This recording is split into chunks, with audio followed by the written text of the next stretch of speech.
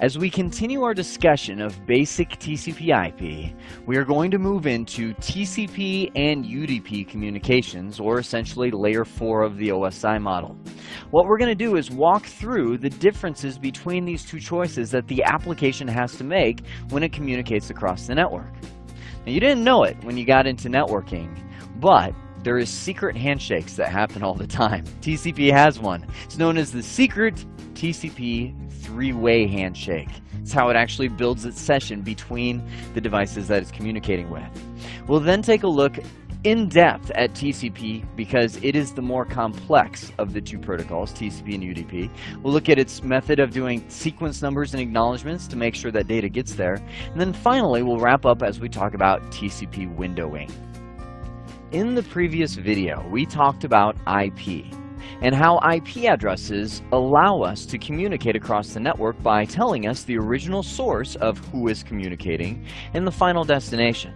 So for example, down here I have 172.30.5.82, that would be my source in this scenario, and they could send a message down here to 172.30.5.83, which would be our destination. But that is just the IP component. That is just the street address, if you will, of the devices that I'm coming from and communicating to. In this video, we're going to step up a layer and start looking at transport layer communication with TCP/IP.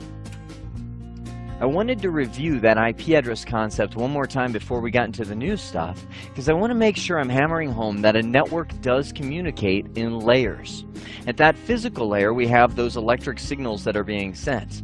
Move up to the data link layer and you have your physical addresses, your MAC addresses, that allow you to communicate on the local network, meaning a network where everybody's plugged into the same switch. You haven't gone through a router. The IP addressing allows us to communicate from end to end, meaning from an original source to a final destination, no matter how many routers we go through. Those addresses stay the same. Then finally, we move up to what we're going to talk about here, the transport layer. Now I'm working my way up from the bottom of the OSI model, but the way the communication actually works is from its way down. Meaning, without an application sending data, there wouldn't be any network communication to begin with. An application has to communicate across the network, and as that application gets down here to the transport layer, it has to make a choice between two big protocols, TCP and UDP. TCP and UDP is the choice between reliable and unreliable communication. I mentioned this early on when we talked about the OSI model. TCP is the reliable one. It builds connections between the person that it's communicating with. So if a computer wanted to communicate with a web server, it would say, "Hello, web server, my name is such and such," based on the IP address, and I would like to communicate with you. The web server would respond and say, "I see your request, let's start communicating," and that's considered building a session.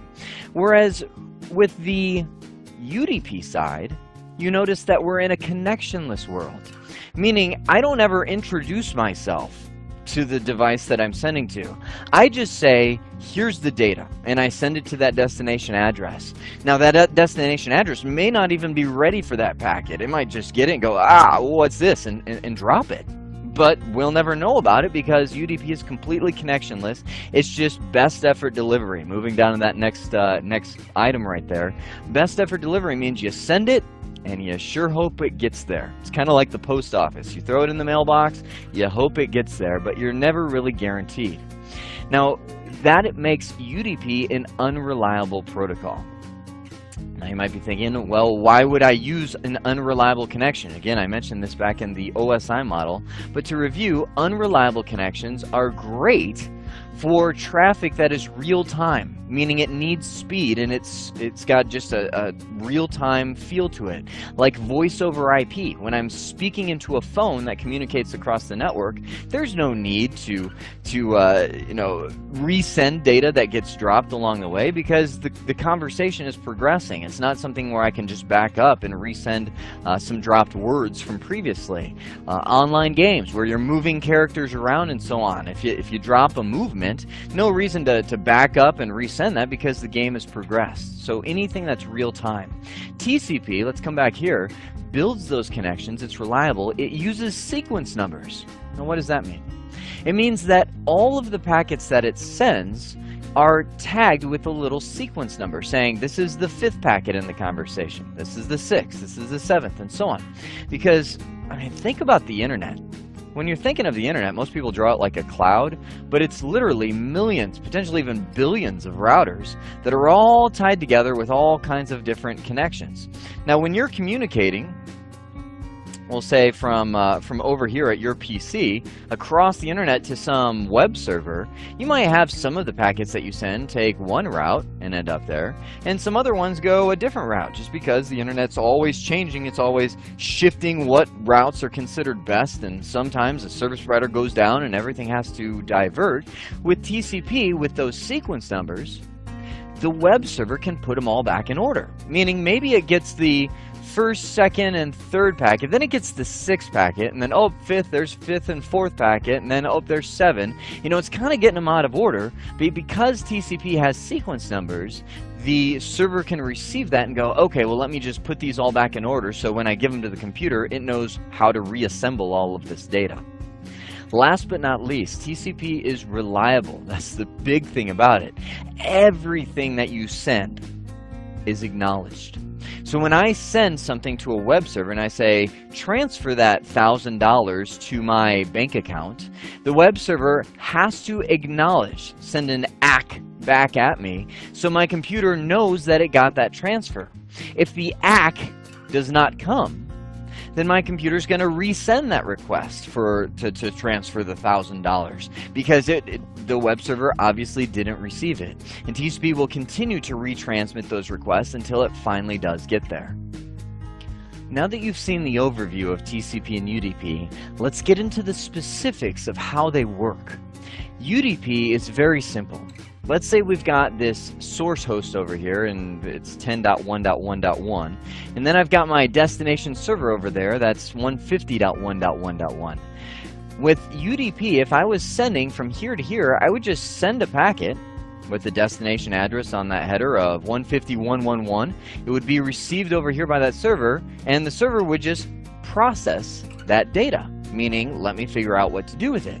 No acknowledgement is sent, nothing verifies that it was received. It's completely unreliable. That makes sense. That's what UDP was designed to do. But TCP, as I mentioned on the previous slide, starts a conversation. It starts a session with the device that it's communicating with. So it's kind of like, you know, here's a picture to think of. Think of UDP as walking into a room and saying, hello, I would like to give you this Excel spreadsheet, and then turning around and walking out. You don't know if the person was even in the room that was there. You hope they were, and you assume that they were in there to get that Excel spreadsheet, and you just kind of threw it out there, and hopefully they get it.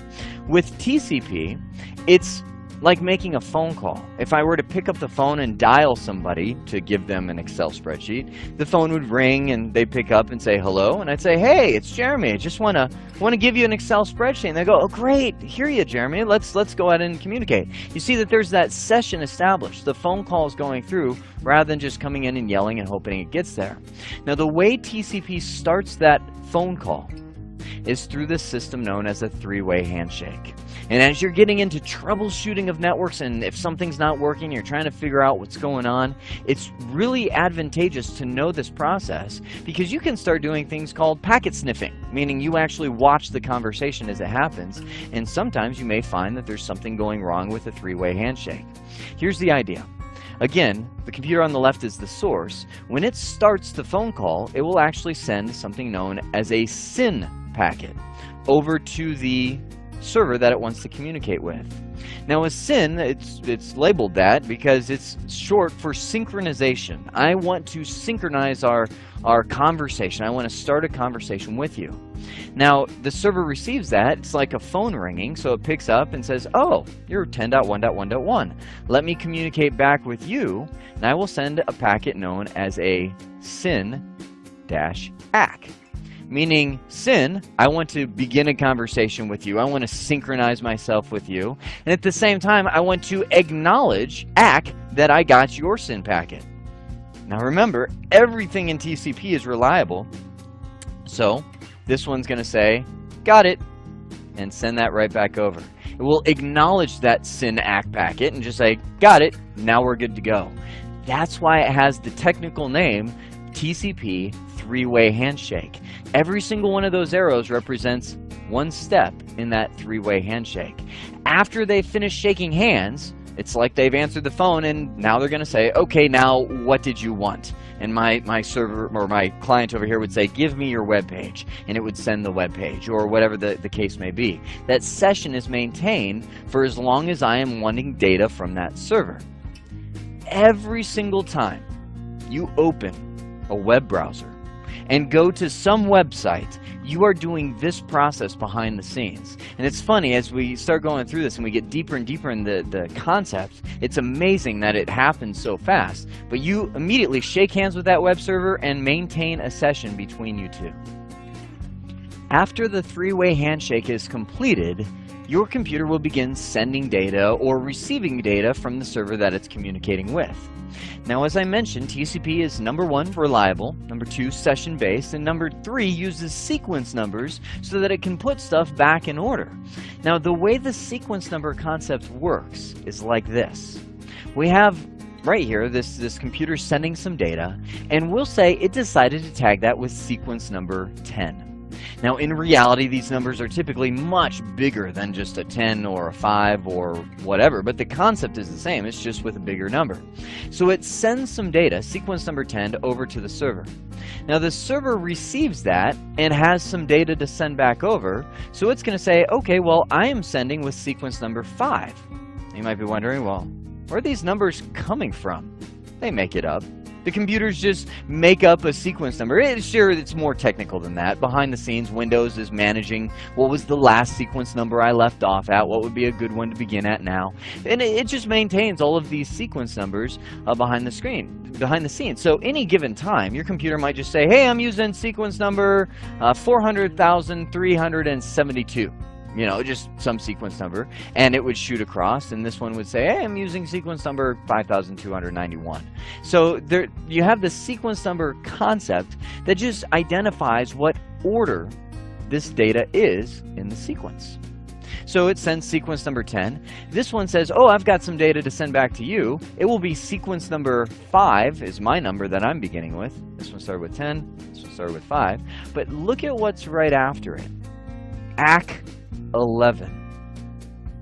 What that means to this device when it receives an acknowledgement back. Remember, an acknowledgement is there to tell the computer that I received your data. It's good to go. By saying ACK 11, that means I received your sequence number 10, and I am now waiting for number 11. That comes back over, and the computer receives it. It goes, oh, great, he got my number 10, so I will send sequence number 11, and at the same time send an ACK 6, because I want to acknowledge that I got his sequence number 5. See how this is working? Each one of these devices has its own set of sequence numbers that it's using as it's communicating end-to-end. So the acknowledgments are just acknowledging the data that was sent from the other person. So it's saying, okay, I received 5, I am ready for 6.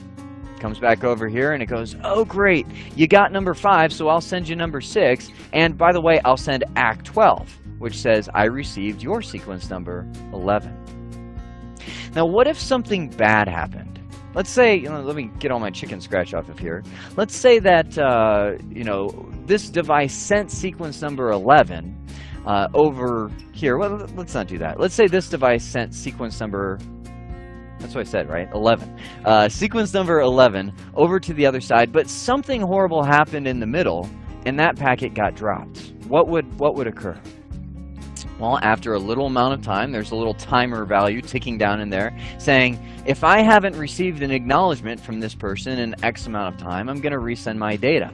So when this one doesn't get the acknowledgement back that the left computer received sequence number 5, it will resend sequence number 5 with the same ACK, 11. And that tells this computer over on the left-hand side here that they did not, got my pen here, they did not receive my sequence number 11. They must have dropped somewhere in between, so at the same time, I will resend whatever data was in sequence number 11 at that point. Let's move this up a notch, because this system of sending some data, getting acknowledgement, sending some data, getting acknowledgement, is actually not all that efficient, because if you think about it, you just send, you know, one sequence group, if you will, of data, one packet to the right-hand side here, and it's going to send an acknowledgement back. Got it. Another one comes across, it's going to send an acknowledgement back. Got it. Another one comes across, one at a time, one at a time. It'd be like me talking to you, and you had to acknowledge every word that I'm saying. So I'd say, so, and you would go, got it. What? You know, got it. Yeah, it would be annoying because we'd have these lag times in between our conversation. So to resolve that, they introduced this concept called TCP windowing. What this does is increase how much data is sent based on how reliable it detects the connection as. So here's the idea. The very first piece of data that it sends just one packet over to the other side and receives that acknowledgement. Got it. So we know that one is good. Okay, life is good. Let's go ahead and step it up. This time I'm going to send 2 packets full of data and receive an acknowledgement back saying, got it. It's going to go, oh, this is nice, you know, and it seems like things are going well. So let me send 4 packets full of data to the other side and receive an acknowledgement back. Got it. That system will keep increasing, actually limitlessly, until it detects that there's some kind of problem. Think of it like throwing baseballs, right? Say you've got a friend standing across the field and you chuck him a baseball and he's like, got it. You know, you see him catch it, you're good to go. And you're like, okay, it was not too bad. You chuck a couple baseballs and he catches one in each hand and he's like, I got it. You know, so you grab 4 baseballs. You're throwing them across the field. These baseballs are whirring and you can see him, you know, starting to juggle over on the left-hand other side, and he's grabbing them and so on. You're like, oh, this is good. So you chuck 8 baseballs at him. All these balls coming through the air, and he catches like the first 4 or 6 of them, and then it's like, you know, the other 2 hit the ground. At that point, you would stop and say, okay, 6 is the maximum that I can send before I overwhelm the other side. That's the same way that TCP windowing works. It's going to keep sending until it realizes that data is getting dropped, meaning the acknowledgement that comes back says, well, I got the first maybe 2 of them. You know, those are the ones I received. X's aren't the best number, then these 2 are the ones that ended up getting dropped. So it says, okay, well, if you can't handle 4, we'll go ahead and keep our window size at 2, and I'll send you 2 groups of data and receive an acknowledgement back. Sure, as time passes, it's going to try and, you know, send a little more here and there just to make sure you can handle it, because, you know, maybe at the time the server was bogged down when it dropped those 2 packets, but, you know, it eased up a little bit so it can handle a few more, or the network in between was able to handle a little bit more data. That's the concept of TCP windowing. So let's walk through a scenario of TCP windowing using some real sequence numbers and acknowledgement numbers and see what happens here. So what we've got is we've got this computer on the left communicating with the server on the right. I'm assuming here that the 3-way handshake already took place, so they have their session set up. So it sends the first chunk of data on over. The server gets it, sequence number 1, and responds with acknowledgement 2. That says, I received 1, I'm ready for 2. At the same time, the computer over on the left says, oh, that went well. Let's try increasing how much I send, increasing my window size. By the way, they call that sliding windows because it slides the window a little bit bigger. So it sends sequence number 2 and 3, shoots over here to the other side. Success. The catcher has caught in the ball. It sends acknowledgement number 4 back saying, I've received 2 and 3, go ahead and send the next one. So it's like, oh, this is going well, let's try a little more. I'll send sequence 4, 5, 6, and 7 over to the right-hand side. It responds with acknowledgement number 7. Now, did you catch that? What just happened there? All along, it was acknowledging the next sequence number that it expected. Number 2 was expected next. Number 4 was expected next. Now it said acknowledge number 7, but wait a sec, I already sent 7. So what the computer assumes as soon as that happens is 7 must not have made it. It must have gotten dropped along the way. So I'll need to resend that and probably back down my window size a little bit because I might be sending too much so that server can't receive it. So it backs it down maybe just to 3 sequence numbers. It says I'll send sequence 7, 8, and 9, and it flies across the field and is caught by the server, who responds with acknowledgement number 10, saying I got those 3. Now go ahead and start your next batch with sequence number 10. Do you see how that works? Now in the real world, in real numbers I should say, this is exactly what happens. Don't let me lead you astray in saying, oh, this isn't how it is in the real world. But the numbers are just much bigger because the sequence numbers actually reflect how many bytes the computer is sending at once. Now, when computers handle size, you know, a byte is essentially 1 character, 1 byte. So it might send maybe 100 bytes. So sequence number 100, if we started from 0 or started from 1 and went up to 100, sequence number 100, 100 bytes of data would be sent, and it would send back 101. It's like, oh, that's great. Let's go ahead and try sending 200 bytes of data. This comes across and sends acknowledgement 201. So it's like, oh, this is great. Let's go to 400 bytes of data. It actually increases this exponentially to try and get this fast window size. Here's something you may have seen. Have you ever been in Windows and you drag and drop a file over to copy across the network, and a window pops up right away and it says, I'm copying the file, it will take 3 hours left. And you're like, what? That's a long time. And then you wait a couple seconds, it's like, oh, nope, just kidding. I can do that in an hour. You're like, oh, okay, that's better, but still a long time. Wait a couple more seconds, it's like, nope, I can do that in 20 minutes. And you're like, what is Windows doing? Doesn't it know how long it's going to take to do this?